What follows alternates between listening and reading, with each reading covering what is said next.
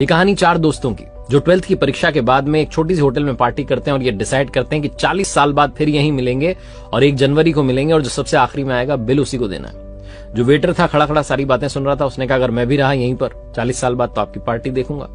40 साल बाद पहला दोस्त पहुंचता है उस होटल में जो कि 5 स्टार होटल बन चुकी थी। वो वेटर मालिक बन चुका था। वो कहता है पहचानने के बाद कि मनीष जी आइए बैठिए, मैंने आपको पहचान लिया, मैं अब यहाँ मालिक बन चुका हूं, मैं वही वेटर हूं। मनीष कहता है क्या बात है। दूसरा दोस्त आता है संतोष। मनीष की बातचीत चलती है कि बिजनेस जो है ग्रो कर गया है, सब कुछ अच्छा चल रहा है, दोनों अपनी अपनी बातें शेयर करते हैं। तीसरा भी आ जाता है, लेकिन चौथा प्रवीण नहीं आता है।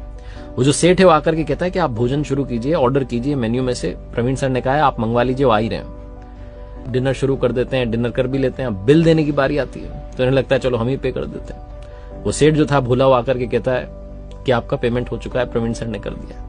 भारी मन से उठ करके जाने लगे कि चौथे दोस्त से मिलना नहीं हुआ।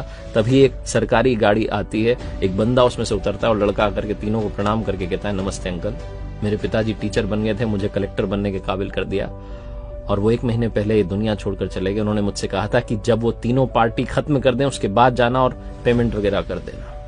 पिताजी अब इस दुनिया में नहीं है। ये तीनों रियलाइज करते हैं कि 40 साल बाद क्यों मिले, 40 दिन बाद ही मिल लेते हैं। अपनों से मिलते रहिए इससे पहले कि कोई आपका अपना आपको छोड़ के चला जाए, क्योंकि आदमी पानी का बुलबुला है।